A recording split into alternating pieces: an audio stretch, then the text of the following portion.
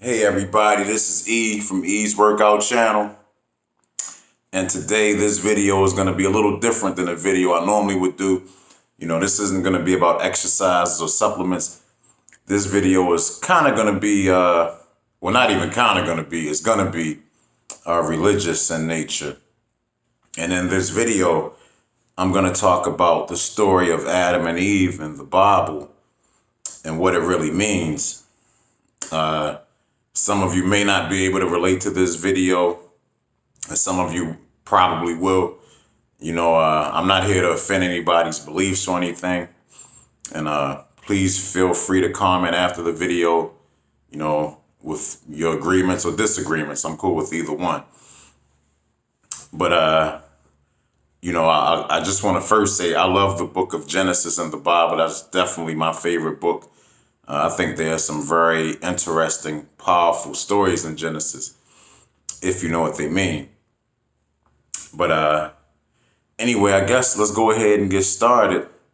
And I guess the first thing I want to ask is, why was Adam created in the first place? What was the point of Adam being created for?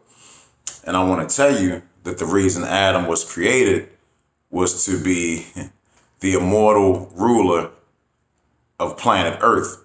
He was given total authority and control over planet Earth. That was to be his purpose, to have sole authority. The only person that Adam would answer to would be God himself. Adam wouldn't answer to anybody else. And that means that anybody that came to the planet Earth would also be subject to Adam's authority. And I'm pretty sure that didn't go over well with some of the angels, or at least, one angel in particular. But I'm going to come back to that point and get back to Adam and, him being given total authority over the earth.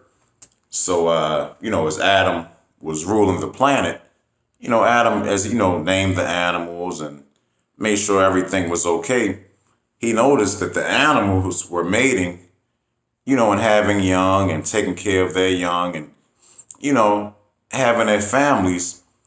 And Adam started to see that, and he started to get lonely. Adam didn't have anybody to talk to or to relate to. And God saw this, and God saw that wasn't good for Adam. Adam was basically, a word we may be familiar with right now, isolated. So God decided to make Adam a companion, or more specifically, a co-ruler. So, it says God took the rib from Adam, and from the rib, he formed woman. Now, this woman wasn't formed to be a servant or subservient to Adam. She was created as his equal. Basically, she was created as the feminine aspect to Adam's masculine aspect.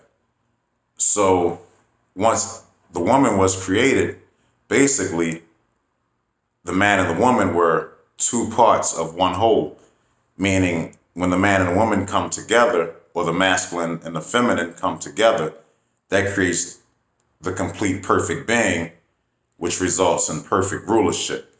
And that's pretty much what that's saying. Now, let's get back to the Bible. And here's where it may get a little fuzzy for some of y'all as I tell you this story. Okay, in the Bible, God told Adam and Eve that they could eat from every tree in the garden except for one. They could not eat from the tree of knowledge of good and bad. He told them that if they ate from that tree, that they would surely die. That's what God told them. Now, if you think about this, and, for this story, we are going to have to use a little bit of logic and a little bit of common sense. If you think about that just for a second, why would God, who gave this man and this woman all of this authority, that gave them immortality and, all of this power, why would he keep the knowledge of good and bad from them? That really doesn't make a lot of sense if you think about it. Basically, the knowledge of good and bad is your conscience. That's what having a conscience is, being able to tell the difference between what is good and what is bad. And it just doesn't make a lot of sense for God to keep that from his new, basically Adam and Eve were like angels, but they were made from the earth. But they still were just like the angels in terms of their authority. So it really doesn't make a lot of sense that he would have his new rulers not have a conscience as they ruled over the earth. It just doesn't make sense. So I'm going to tell you what God really told them. And here, like I said, some of you may, you might want to hold on, because this is maybe a little different for you. What God told Adam and Eve was to not have sex, to not have sexual relations. That was God's commandment to Adam and Eve. Now, a lot of you may be saying, man, Eve, man, what are you talking about? How do we go from eating fruit to having sex? You must be crazy, Eve. But no, okay, it's going to make sense in a minute if you can follow me. He told them not to have sex. In the Bible, there's a scripture that says angels don't marry. And what that really means is that angels don't have sex. That behavior is reserved for the lower life forms. The higher life forms, the creators, don't engage in that behavior. That's for the lower life forms. And if you really think about it, sex is an instinct within, living things in order for them to propagate their species, in order that they don't go extinct. That's what the purpose of sex is for, so that your species doesn't go extinct. Now, if you're already immortal and you don't have to worry about your species going extinct, you really wouldn't have a need for that behavior. So we can pretty much establish that angels, that behave, amongst the higher life forms, period.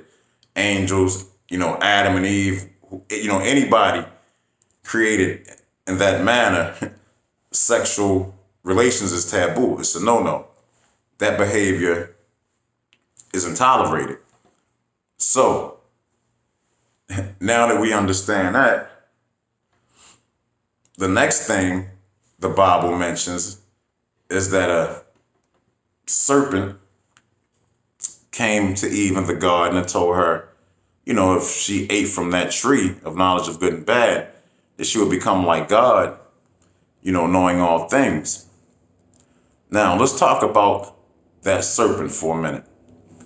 Many people would liken that serpent to a snake. Now, if we use a little bit of logic and common sense again, we're talking about Eve, the co-ruler of the earth. Basically, Adam and Eve were the gods. They were the gods of the earth. Total authority. The goddess of the earth. And a snake just slithers up to her and starts talking and tells her to disobey God. I mean, what would you do if a snake just slithered up to you and told you to disobey God? Would you listen to it? Okay, we can logically say that if that really would have happened, Eve more than likely would have picked the snake up, took it to Adam. Hey, Adam, this snake is talking and it's telling me to disobey God. Or if the snake was even too big for her to lift, I'm pretty sure she would have gotten Adam and brought him to the snake, if that's what it really was talking about. Whether a snake or any animal for that matter. So I can 100% tell you that particular passage is not referring to a snake or any animal. If you have a serpent and you give it wings, what do you have? Yeah, right. You have a dragon. A dragon is a winged serpent. That's what a dragon is. Now, who does a dragon refer to? Right, you guessed it again. Satan. Satan is the dragon. So basically, you have a dragon in the Garden of Eden talking to Eve without his wings. And what that really means, what that serpent is, the dragon without his wings, that means Satan is there without his wings, meaning he's there in the form of a man. Now, we also know that Satan was the most beautiful of all angels. So there's a pretty good chance that even as a man, Satan would still be a beautiful man. Now, why was Satan there in the Garden of Eden with Eve?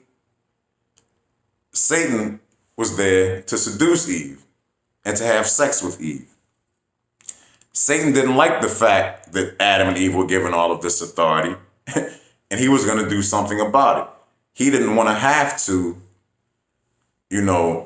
succumb to Adam's rule. he has all this authority. He's been around so long. Why should he have to prostrate himself to this new creation, given all of this authority? So he decided to do something about it. So what Satan did was he seduced Eve and got her to have sex with him. And then Eve seduced Adam and had sex with Adam. Now think about this for a minute. Logically, again, if you're a man, are you going to give up your immortality and all your authority and all of these gifts God gave you because a snake told you to eat a piece of fruit, or because you're about to be introduced to sex for the first time, with a woman? Think about that.